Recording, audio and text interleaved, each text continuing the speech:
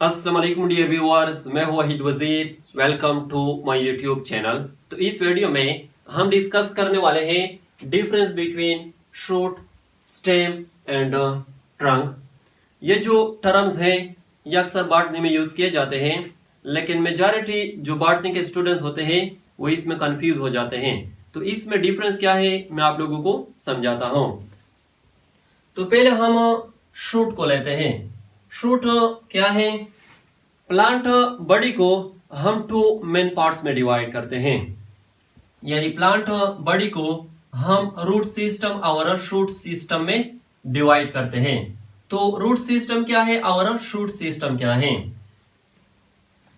Plant का जो underground part होता है, प्लांट का जो अंडरग्राउंड पार्ट होता है उसको रूट सिस्टम कहा जाता है।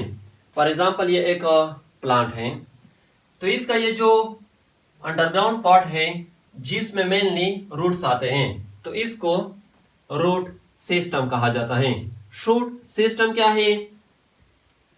प्लांट का जो एरियल पार्ट होता है, जो अबव द ग्राउंड पार्ट होता है, तो उसको शूट सिस्टम कहा जाता है।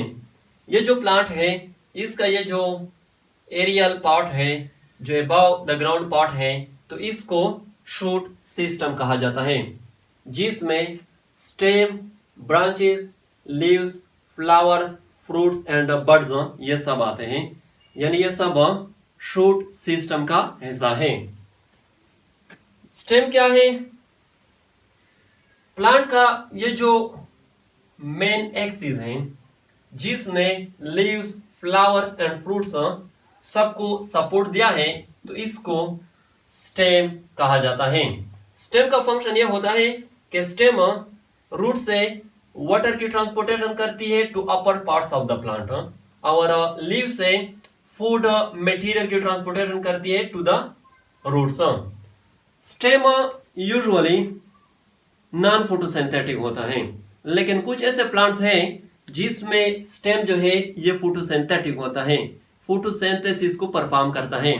स्पेशली वो प्लांट्स जिसमें जो लीव्स होते हैं वो या तो रिड्यूस होते हैं या कंप्लीटली एब्सेंट होते हैं। तो स्टेम जो है ये पार्ट है शूट का या शूट सिस्टम का। ट्रंक क्या है? Stem of trees is also called trunk.